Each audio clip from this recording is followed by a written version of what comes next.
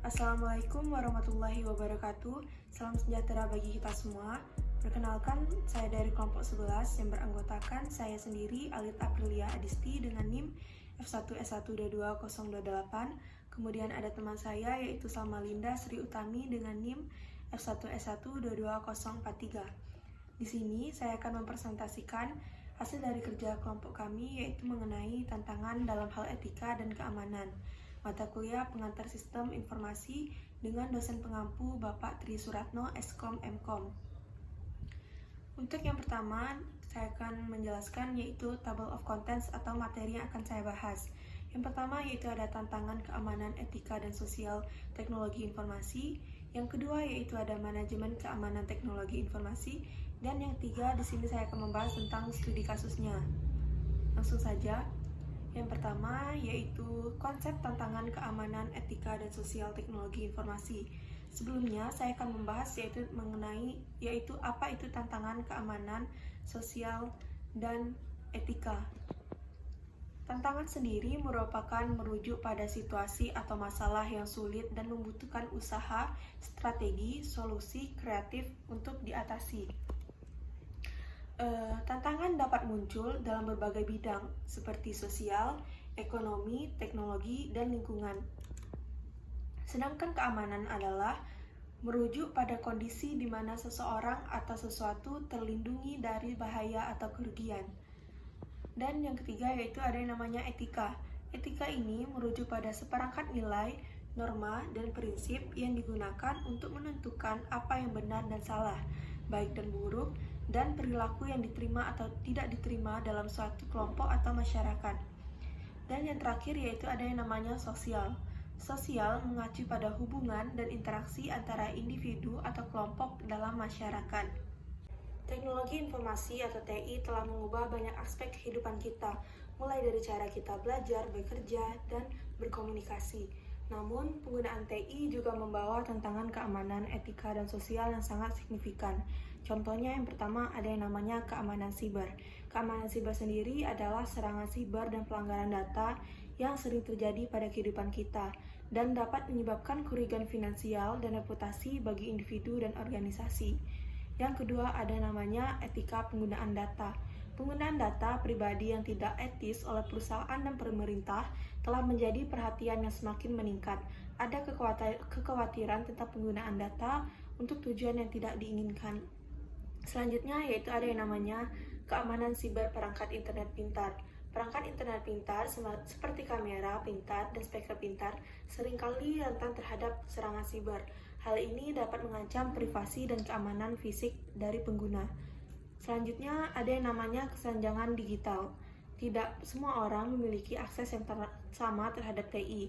Ada kesenjangan digital yang sangat signifikan antara mereka yang memiliki akses internet dan perangkat TI dan mereka yang tidak memiliki akses atau mereka yang tidak memiliki akses.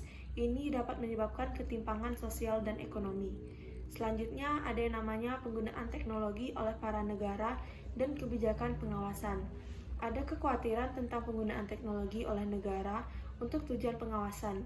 Beberapa negara menggunakan teknologi untuk memantau aktivitas warga mereka yang dapat melanggar privasi dan kebebasan sipil.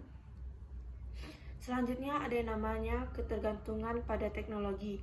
Dapat mempengaruhi cara kita berinteraksi dengan orang lain.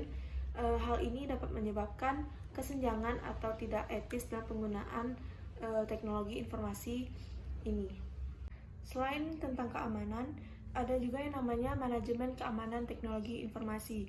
Seperti yang kita lihat pada bagian pertama tadi, terdapat banyak ancaman signifikan atas keamanan dari sistem informasi dalam bisnis.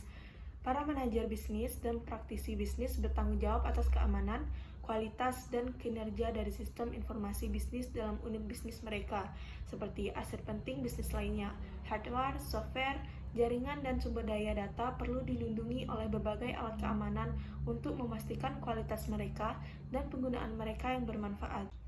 Manajemen keamanan teknologi informasi ini memiliki tujuan utamanya adalah untuk meminimalkan risiko keamanan TI dan melindungi perusahaan atau organisasi dari ancaman keamanan yang berpotensi merugikan perusahaan tersebut. Jika kita lihat dari bentuk yang paling dasar, manajemen keamanan ini terbagi menjadi 4 fase. Yang pertama ada namanya identifikasi ancaman yang dapat menyerang aset informasi perusahaan. Yang kedua yaitu ada identifikasi resiko yang dapat ditimbulkan oleh ancaman. Yang ketiga yaitu ada namanya menentukan kebijakan keamanan informasi. Dan yang terakhir yaitu menerapkan manajemen untuk mengatasi resiko tersebut. Persyaratan akhir manajemen sendiri terbagi menjadi 2. Yang pertama ada namanya pengendalian sistem informasi.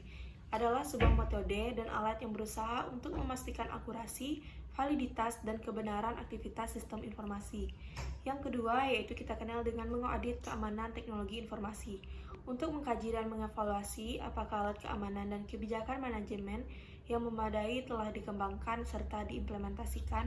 Hal ini biasanya meliputi verifikasi akurasi dan integritas software yang digunakan, serta input data ataupun output yang dihasilkan oleh berbagai aplikasi bisnis.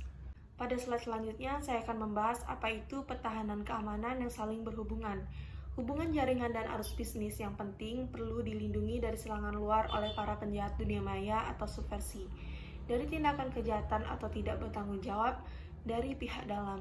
Hal ini membutuhkan berbagai alat keamanan, serta program manajemen keamanan yang terkoordinasi. Di sini kita dapat lihat ada 2 macam beberapa pertahanan keamanan yang penting. Yang pertama ada namanya enskripsi. Enskripsi atau kita kenal dengan password, pesan, file, dan data lainnya dapat ditransmisikan dalam bentuk acak serta dibentuk kembali oleh sistem komputer untuk para pemakai yang berhak saja. Yang kedua ada yang namanya firewall. Firewall, sebuah jaringan dapat merupakan prosesor komunikasi, biasanya sebuah route atau server khusus. Dan yang terakhir saya akan membahas tentang studi kasus. Dari berbagai macam studi kasus yang tersedia di materi ke-11, saya akan mengambil salah satunya yaitu menganalisis Kissinger-Held System dan Duke Point. Dari penjelasannya, terdapat 3 pertanyaan yang akan saya bahas. Yang pertama yaitu apa yang dilakukan Kissinger-Held System untuk melindungi sumber daya data. Yang kedua, peralatan keamanan apa saja yang digunakan. Dan yang ketiga yaitu langkah-langkahnya untuk meningkatkan keamanan tersebut. Kissinger-Held System merespon peraturan pemerintah yang memberikan mandate mengenai keamanan data medis pasien dengan cara mengembangkan berbagai alat keamanan untuk melindungi sumber daya data semacam itu. Alat keamanan utama yang diimplementasikan dari Kissinger-Held System dan Duke Point ini adalah pemisah jaringan, pengendalian proses dari jaringan bisnis, serta instalasi pelengkapan firewall, pengendalian proses jaringan. Dari pembahasan mengenai tantangan dalam hal etika dan tantangan apa saja yang perlu kita lakukan, semoga pembahasan kali ini dapat dimengerti. Mohon maaf apabila ada kesalahan kata. Sekian, terima kasih. Saya akhiri. Wassalamualaikum warahmatullahi wabarakatuh.